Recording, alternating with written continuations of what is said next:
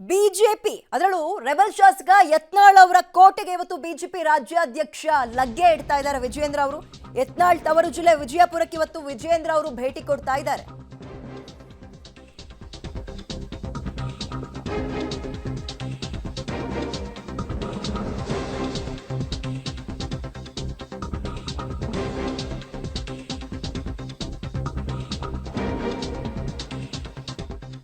ಯತ್ನಾಳ್ ತವರು ಕ್ಷೇತ್ರದಲ್ಲಿ ಶಕ್ತಿ ಪ್ರದರ್ಶನಕ್ಕೆ ಇವತ್ತು ವಿಜಯೇಂದ್ರ ಅವರು ಮುಂದಾಗ್ತಾ ಇದ್ದು ವಿಜಯಪುರ ಜಿಲ್ಲಾಧ್ಯಕ್ಷ ಸ್ಥಾನ ಮತ್ತು ಯತ್ನಾಳ್ನ ವಿರೋಧಿಗಳಿಗೆ ಕೊಡೋಕೆ ಚಿಂತನೆ ಆಗ್ತಾ ಇದೆ ಅನ್ನೋ ಮಾಹಿತಿ ಇದೆ. ವಿಜಯೇಂದ್ರ ಆಪ್ತರನ್ನ ಯತ್ನಾಳ್ಗೆ ಪರ್ಯಾಯವಾಗಿ ಬೆಳೆಸೋಕೆ ಆ ಭಾಗದಲ್ಲಿ ಪ್ಲಾನ್ ಕೂಡ ಬಿಜೆಪಿ ವಲಯದಲ್ಲಿ ಅಥವಾ ವಿಜಯೇಂದ್ರ ಅವರ ತಲೆಯಲ್ಲಿ ಇದ್ದಂಗಿದೆ. ಜಿಲ್ಲೆಯಲ್ಲಿ ಯತ್ನಾಳ್ ಶಕ್ತಿಯನ್ನು ಕುಂದಿಸೋಕೆ ವಿಜಯೇಂದ್ರ ಅಂಡ್ ಟೀಮ್ ತಂತ್ರವನ್ನು ಹುಡ್ದಂಗೆ ಕಾಣಿಸ್ತಾ ಇದೆ. ಹಾಗೆ ನೋಡಿದ್ರೆ ಯತ್ನಾಳ್ ಅವ್ರು ಕೊಡ್ತಾ ಇರೋ ಯಾತನೆ ಬಿಜೆಪಿಗೆ ಒಂದ ಎರಡ ಅನ್ನುವಂಗಿದೆ. ಅದರಲ್ಲೂ ಮಾತೆತ್ತಿದ್ರೆ ಯಡಿಯೂರಪ್ಪ ಮತ್ತು ಅವರ ಪುತ್ರ ವಿಜಯೇಂದ್ರ ಅವರ ವಿರುದ್ಧ ಬೆಂಕಿ ಒಂದು ಉಂಡೆಯನ್ನೇ ಉಗುಳುವಂತಹ ಯತ್ನಾಳ್ ಅವರ ವಿಚಾರದಲ್ಲಿ ವಿಜಯೇಂದ್ರ ಅವರ ಈ ನಡೆ ಈಗ ಆಲ್ರೆಡಿ ಉರಿತಾ ಇರುವಂತಹ ಬೆಂಕಿಗೆ ಪೆಟ್ರೋಲ್ ಸುರಿದಂಗ ಆಗಲ್ವಾ ಗೊತ್ತಿಲ್ಲ. ಈಗ ವಿಜಯೇಂದ್ರ ಅವರ ನಡೆ ಬಹಳ ಕುತೂಹಲ ಮೂಡಿಸ್ತಾ ಇದೆ. ಯಡಿಯೂರಪ್ಪನವರ ನೀವು 45 ರೂಪಾಯಿ ಮಾಸ್ಕ ಕರೋನಾದಾಗ ಎಷ್ಟು ರೂಪಾಯಿ ಖರ್ಚು ಹಾಕಿರಿ ಸರ್ಕಾರನಾಗ ನಾನು ಗುರ್ತಿಲ್ಲ. 485 ರೂಪಾಯಿ ಹಾಕಿರಿ. 10,000 ಬೆಡ್ ಮಾಡಿ ಅಂತ ಹೇಳಿದ್ರಿ ಬೆಂಗಳೂರು ಬಲ್ಲಿ. ಒಂದು ಬೆಡ್ಡಿಗೆ 20,000 ರೂಪಾಯಿ ಬಾಡಿಗೆ. ಒಂದು ಪರ್ ಡೇ ಎಟ್ಟು 20,000ನಾಗ ಒಂದು ಕಾಟ ಒಂದು ಸಲಾನಿ ಇರಿಸೋದು ಎಲ್ಲ ಬರ್ತೈತೆ. ಎಲ್ಲ ಎರಡು ಸೆಟ್ ಬರ್ತಾವೆ. ಇವರು ಒಂದು ದಿವ್ಸಕ್ಕೆ ಎಷ್ಟು ಖರ್ಚು ಹಾಕ್ಯಾರ ಗುರ್ತತನ ಕರೋನಾದಾಗ. 8,000 ಕೋಟಿ ರೂಪಾಯಿ ಹೊಡೆದಾರ. ಅದ್ರೊಳಗೆ 40,000 ಕೋಟಿ ರೂಪಾಯಿ ವ್ಯವಹಾರ ಐತಿ ನಮ್ಮ ಕರೋನಾ. ನಮ್ಮ ಸರ್ಕಾರ ಅಂದ್ರೆ ತುಡುಗ್ರೆ ಅಲ್ಲ. ಯಾವ ಸರ್ಕಾರ ಐತೆ ನಾನು ದಿನಕ್ಕೊಂದೊಂದು ಸ್ಟೇಟ್ಮೆಂಟ್ ಕೊಡೋದಕ್ಕಾಗೋದಿಲ್ಲ. ದೇವ್ರು ಒಳ್ಳೇದು ಮಾತ್ರ ಹೇಳ್ತಾರೆ. ಅಡ್ಜಸ್ಟ್ಮೆಂಟ್ ಮಾಡ್ಕೊಂಡ್ರಿ ಡಿ ಕೆ ಶಿವಕುಮಾರ್ ಅವ್ರಿಗೆ. ಧನ್ಯವಾದ. ಯಡಿಯೂರಪ್ಪನವರ ನೀವು 45 ರೂಪಾಯಿ ಮಾಸ್ಕ ಕರೋನಾದಾಗ ಎಷ್ಟು ರೂಪಾಯಿ ಖರ್ಚು ಹಾಕಿರಿ ಸರ್ಕಾರನಾಗ ನಾನು ಗುರ್ತಿಲ್ಲ. 485 ರೂಪಾಯಿ ಹಾಕಿರಿ. 10,000 ಬೆಡ್ ಮಾಡಿ ಅಂತ ಹೇಳಿದ್ರಿ ಬೆಂಗಳೂರು ಬಲ್ಲಿ.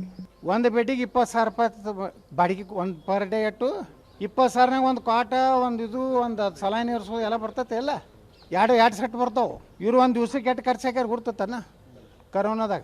8,000 ಕೋಟಿ ರೂಪಾಯಿ ಹೊಡೆದಾರ. ಅದ್ರೊಳಗೆ 40,000 ಕೋಟಿ ರೂಪಾಯಿ ವ್ಯವಹಾರ ಐತಿ ನಮ್ಮ ಕರೋನಾ. ನಮ್ಮ ಸರ್ಕಾರ ಅಂದ್ರೆ ತುಡುಗ್ರೆ ಅಲ್ಲ. ಯಾವ ಸರ್ಕಾರ ಐತೆ ನಾನು ದಿನಕ್ಕೊಂದೊಂದು ಸ್ಟೇಟ್ಮೆಂಟ್ ಕೊಡೋದಕ್ಕಾಗೋದಿಲ್ಲ. ದೇವ್ರು ಒಳ್ಳೇದು ಮಾತ್ರ ಹೇಳ್ತಾರೆ. ಅಡ್ಜಸ್ಟ್ಮೆಂಟ್ ಮಾಡ್ಕೊಂಡ್ರಿ ಡಿ ಕೆ ಶಿವಕುಮಾರ್ ಅವ್ರಿಗೆ. ಧನ್ಯವಾದ. ನಾನು ಬಹಿರಂಗ ಹೇಳಿಕೆ ಕೂಡ ಹೇಳಲಿಕ್ಕೆ ಬಯಸ್ತೇನೆ. ನೀವು ಭಾರತೀಯ ಜನತಾ ಪಾರ್ಟಿಯ ಹಿತ ಬಯಸೋದಾದರೆ ಬಹಿರಂಗ ಹೇಳಿಕೆಗಳನ್ನು ತಕ್ಷಣ ಬಂದ್ ಮಾಡಿರಿ. ಇದು ಸರಿಯಲ್ಲ. ನಿಮಗೇನಾದರೂ ಇಲ್ಲಿ ತಪ್ಪಾಗ್ತಾ ಇದೆ, ಇದು ಸರಿಯಾಗಬೇಕು ಅಂತ ಅನಿಸಿದರೆ ರಾಷ್ಟ್ರೀಯ ಅಧ್ಯಕ್ಷರಿಗೆ ಹೋಗಿ ಮಾತನಾಡಿ. ಯತ್ನಾಳರ ವಿಚಾರವನ್ನು ಅದು ನಾವು ಯಾರು ಇಲ್ಲಿ ಮಾತಾಡುವಂಥ ಅವಶ್ಯಕತೆಗಳಿಲ್ಲ. ಅದನ್ನು ಕೇಂದ್ರದ ವರಿಷ್ಠರ ಗಮನಕ್ಕೆ ತಂದು, ಯಾಕಂತ ಹೇಳಿದರೆ ನಮಗೆ ಅಧಿಕಾರವೂ ಇಲ್ಲ. ನಾವು ಇಲ್ಲಿಯ ಮಾಹಿತಿಗಳನ್ನು ಅವರಿಗೆ ಕೊಡ್ಬೋದು. And they are the persons who can take action against the persons. ಆದ ಕಾರಣ ನಾವು ಅದನ್ನು ಮಾಡಿದ್ದೇವೆ. ಅದರ ಬಗ್ಗೆ ನಾವು ಇವತ್ತಿಂದ ಯಾವುದೇ ಸಂಗತಿಗಳನ್ನು ಮಾತಾಡೋದಿಲ್ಲ. ಹೆಚ್ಚಿನ ಡೀಟೇಲ್ಸ್ ನಮ್ಮ ಪ್ರತಿನಿಧಿ ಸುಖೇಶ್ ನೀಡ್ತಾರೆ. ಸುಖೇಶ್, ಸ್ವಪಕ್ಷದವರ ವಿರುದ್ಧ ಯತ್ನಾಳ್ ಅವರು ಕೊಡ್ತಾ ಇರೋ ಹೇಳಿಕೆ ಇವತ್ತು ನೆನ್ನೆದಲ್ಲ. ಇದೀಗ ವಿಜಯೇಂದ್ರ ಅವರ ನಡೆ ಅವರ ಕ್ಷೇತ್ರಕ್ಕೆ ಹೋಗ್ತಾ ಇರೋದ್ರಿಂದ ಅಥವಾ ಅವರ ಭಾಗಕ್ಕೆ ಹೋಗ್ತಾ ಇರೋದ್ರಿಂದ ಯತ್ನಾಳ್ ಅವ್ರನ್ನ ಇನ್ನೆಷ್ಟು ಕೆರಳಿಸ್ಬೋದು, ಅವ್ರ ಬಾಯಿಂದ ಇನ್ನೂ ಎಂತೆಂಥ ಪದಗಳನ್ನು ತೆಗೆಸ್ಬೋದು ಅಂತ. ವಿದ್ಯಾ, ಅವ್ರು ಹೋದ್ರಿಂದ ಅವ್ರು ಇನ್ನೇನೋ ಮಾತಾಡ್ತಾರೆ ಅನ್ನೋದಕ್ಕಿಂತ ಪ್ರಮುಖವಾಗಿ ರಾಜಕೀಯವಾಗಿ ಇದು ಮಹತ್ವವನ್ನು ಪಡೆದುಕೊಳ್ತಾ ಇರುವಂಥದ್ದು ರಾಜ್ಯಾಧ್ಯಕ್ಷರಾಗಿರುವಂತಹ ವಿಜೇಂದ್ರ ಅವರು ವಿಜಯಪುರ ಜಿಲ್ಲೆಗೆ ಹೋಗ್ತಾ ಇರೋದು ಅಥವಾ ಯತ್ನಾಳ್ ಅವರ ಕ್ಷೇತ್ರಕ್ಕೆ ಹೋಗ್ತಾ ಇರುವಂಥ ವಿಚಾರ.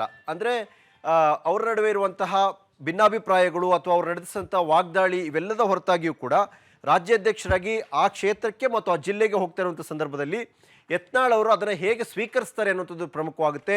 ಅಂದರೆ ರಾಜ್ಯಾಧ್ಯಕ್ಷರು ಬಂದಾಗ ಬೇರೆ ಎಲ್ಲವನ್ನು ಮರೆತು ಅವ್ರನ್ನ ರಿಸೀವ್ ಮಾಡ್ಕೊಳ್ಳಿಕ್ಕೆ ಮುಂದಾಗ್ತಾರಾ, ಅಥವಾ ಬಂದಿದ್ದ ದಿನಕ್ಕೆ ವಿರೋಧ ವ್ಯಕ್ತಪಡಿಸ್ತಾರ, ಅಥವಾ ಸಹಜವಾಗಿ ರಾಜ್ಯಾಧ್ಯಕ್ಷರು ಬಂದು ಹೋಗಿದ್ದಾರೆ ಅನ್ನುವಂಥದ್ದನ್ನ ಎಲ್ಲೋ ಒಂದು ಕಡೆ ಮೌನಕ್ಕೆ ಶರಣಾಗುವಂಥದ್ದು ಅಥವಾ ಯಾವುದೋ ಪ್ರತಿಕ್ರಿಯೆ ಕೊಡದೇ ಇರುವಂಥ ರೀತಿಯೂ ನಡೆದುಕೊಳ್ಬಹುದು. ಯಾಕಂದರೆ ವಿಜೇಂದ್ರ ಯಡಿಯೂರಪ್ಪ ವರ್ಸಸ್ ಯತ್ನಾಳ್ ಅನ್ನುವಂಥ ಫೈಟು ಇಂದು ನಿನ್ನೆದಲ್ಲ, ಅದಕ್ಕೆ ದಶಕಗಳ ಹೆಚ್ಚಿನ ಇತಿಹಾಸ ಕೂಡ ಇದೆ. ಬೇರೆ ಬೇರೆ ಹಂತದಲ್ಲಿ ಬೇರೆ ಬೇರೆ ರೀತಿಯಲ್ಲಿ ಯಡಿಯೂರಪ್ಪ ಅವರನ್ನು ವಿರೋಧ ಮಾಡಿದಂಥದ್ದು ಕೂಡ, ಪಕ್ಷವನ್ನೇ ಬಿಟ್ಟು ಹೋದಂಥದ್ದು ಕೂಡ ಘಟನೆ ಕೂಡ ನಡೆದಿತ್ತು. ಹಾಗಾಗಿ ಇವತ್ತು ಅದಕ್ಕಾಗಿ ಏನೋ ಕೌಂಟರ್ ಮಾಡಿ ಮಾತಾಡ್ತಾರೆ ಅನ್ನೋದಕ್ಕಿಂತಲೂ ರಾಜಕೀಯವಾಗಿ ಬಿಜೆಪಿ ಇದನ್ನು ಹೇಗೆ ಸ್ವೀಕರಿಸುತ್ತೆ, ಯತ್ನಾಳ್ ಹೇಗೆ ಸ್ವೀಕರಿಸ್ತಾರೆ, ಜೊತೆಗೆ ವಿಜೇಂದ್ರ ಅವರು ಅದನ್ನ ಹೇಗೆ ರಿಸೀವ್ ಮಾಡ್ಕೊಳ್ತಾರೆ ಅನ್ನೋದು ಕೂಡ ಅಷ್ಟೇ ಪ್ರಮುಖವಾಗುತ್ತೆ. ವಿದ್ಯಾ, ಎಸ್, ಥ್ಯಾಂಕ್ ಯು ಸುಖೇಶ್ ತಮ್ಮ ಡೀಟೇಲ್ಸ್ಗೆ. ಅವ್ರ ಮನೆಗೆ ಹೋಗಿ ಮಾತನಾಡ್ತೀನಿ ಅಂದಾಗಲೇ ಯತ್ನಾಳ್ ಅವರು ಅವ್ರನ್ನ ವೆಲ್ಕಮ್ ಮಾಡ್ಕೊಳ್ಳೋಕೆ ರೆಡಿ ಇರಲಿಲ್ಲ. ಬಟ್ ಈಗ ಅವರ ಕ್ಷೇತ್ರಕ್ಕೆ ಹೋಗ್ತಾ ಇರೋದ್ರಿಂದ ಇದನ್ನ ಹೇಗೆ ರಿಸೀವ್ ಮಾಡ್ಕೊಳ್ತಾರೆ ಮತ್ತು ರಾಜ್ಯಾಧ್ಯಕ್ಷರು ಹೋಗೋ ಸಂದರ್ಭದಲ್ಲಿ ಇವರಲ್ಲಿ ಇರ್ತಾರಾ, ಅವ್ರನ್ನ ವೆಲ್ಕಮ್ ಮಾಡ್ಕೊಳ್ತಾರಾ ಅಥವಾ ಇಂತಹದ್ದೇ ಹೇಳಿಕೆಗಳನ್ನ ಮುಂದುವರಿಸ್ತಾ ಹೋಗ್ತಾರಾ, ಇದು ಬಹಳ ಕುತೂಹಲವನ್ನು ಮೂಡಿಸ್ತಾ ಇದೆ.